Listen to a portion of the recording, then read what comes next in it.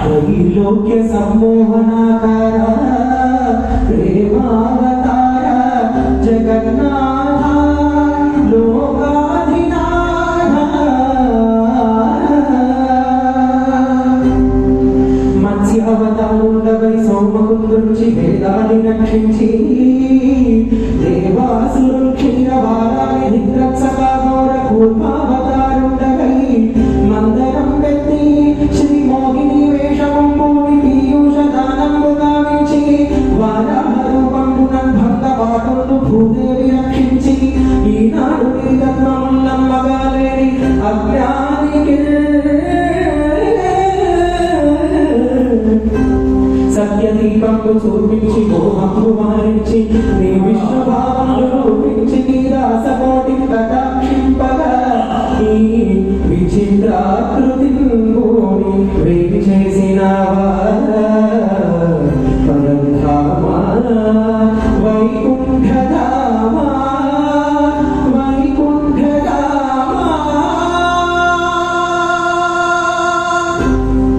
నమో నరసింహ నమో భద్రకాళ నమో నరసింహ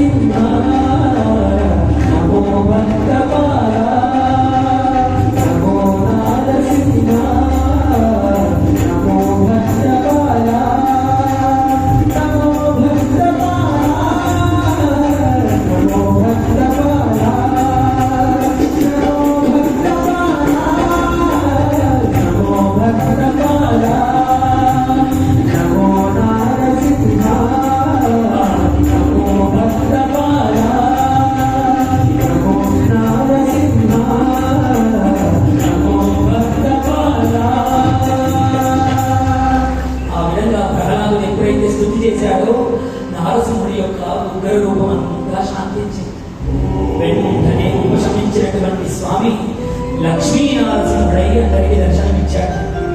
వామాంకమున లక్ష్మీదేవిని కూర్చోబెట్టుకొని స్వామి దేవతలందరికీ దర్శనమిచ్చాడు.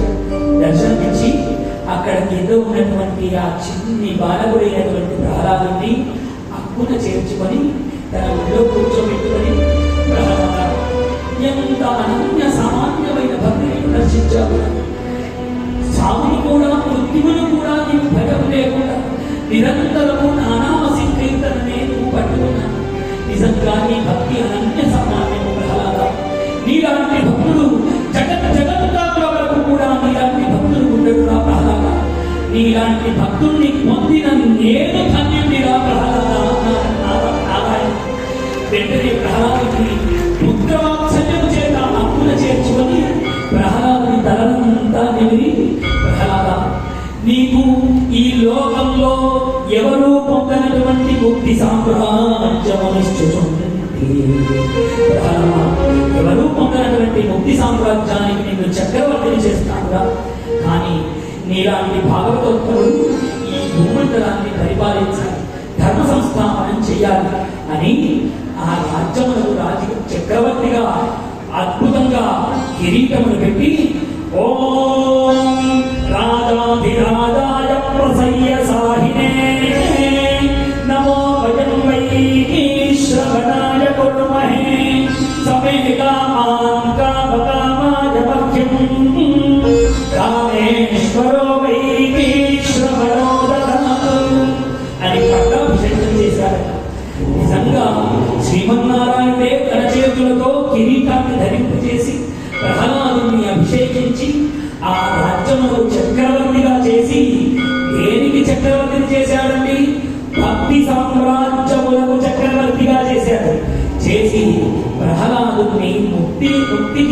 ముక్తి మార్గం వైపు ఆ శ్రీమన్నారాయణుడు తీసుకువెళ్ళాడు. ధర్మనందన ఈడయ్యా ప్రహ్లాదుని యొక్క చరిత్రను ఇదిగో. అందుకనే 3 జన్మలలో రాక్షసులై ఉండి కూడా వాళ్ళు నిరంతరము హరికి వాళ్ళు శత్రువులై ఉండి కూడా హిరణ్యకశపుడు నిరంతరము హరి ఎక్కడా హరి ఎక్కడా హరి ఎక్కడా అని అసలైన భక్తుల కంటే హరి హరి హరి హరి అని వీడే ఎక్కువ జపం చేశాడు. అందుకని లోకంలో ఏం చెప్పాడు అంటే దేవుడు లేడు లేడు లేడు అని ఎవడైతే నాస్తికుడు ఉంటాడో వాడే దేవుడు జపం ఎక్కువ చేస్తాడు, వాడికే ముక్తి కలుగుతుంది. అలా ఈ హిరణ్యకశపుడికి కూడా ముక్తి కలిగిందట. పితృదేవతలకు ముక్తి కలిగించినటువంటి ప్రహ్లాదుడి జన్మ కూడా ధన్యమట.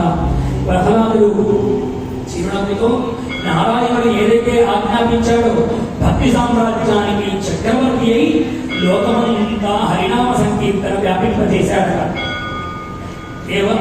దేవుడి యొక్క సత్వగుణములన్నింటినీ లోకంలో పరిహరించేటట్టుగా చేశాడట. ప్రహ్లాదుడు ఆ విధంగా నరసింహుని స్తుతించాడయ్యా. ధర్మనందన ప్రహ్లాదుడికి మాత్రము ఈ రాజ్యములకు అధిపతిని చేసిన తల మీద ఆ వజ్ర కిరీటమును పరమాత్మ పెట్టిన ఏ కోరిక లేదు. కేవలం ఏ కోరిక ఉన్నది? ఆయన కేవలం హరినామ సంకీర్తన, ఆయనను మాత్రమే కీర్తించాలన్నటువంటి కోరిక. కాబట్టి అలా హరినామ సంకీర్తన అన్న ఔషధాన్ని అన్న మంత్రమును, నారాయణ అన్న మంత్రమును పట్టుకొని ఆ ప్రహ్లాదుడు అంత్యము లోపల నారసింహుడిలో ఐక్యమైపోయాక. జయ గోపాలకృష్ణ భగవానికి. నిజంగా ఒకనాడు విజయ్ తను స్వయంగా నారసింహుడి మీద ఒక పాటను రచిస్తే ఆ పాటను సమతామూర్తి విగ్రహం మీ అందరికీ తెలుసు, శంషాబాద్ దగ్గర శ్రీ రామానుజ స్వామి వారి విగ్రహాన్ని కట్టారు. అక్కడ మొన్న వార్షికోత్సవం సందర్భంగా అనేక మంది దేశ విదేశీయులు అక్కడికి వస్తే విజయ్ తన స్వహస్తాలతో రాసి స్వరపరిచినటువంటి ఆ పాటను దృశ్య రూపకంగా అక్కడ ప్రదర్శించారు. నిజంగా ఎంత అదృష్టము! ఆ రచనలో ఎంత శక్తి ఉంటే నారసింహుడు అక్కడి వరకు తీసుకువెళ్ళి ఉంటారు. కాబట్టి అలాంటి అద్భుతమైనటువంటి నారసింహుడు మన అందరి ఇంట చెంట వెంట కంట ఉండి ప్రహ్లాదుని ఏ విధంగా అయితే కాపాడాడో మనందరినీ కాపాడాలని ఆ స్వామిని మరొక్క మారు మనం కీర్తన రూపంలో విని మనం నేటి భాగవతాన్ని పరిపూర్ణం చేద్దాం. జయ గోపాలకృష్ణ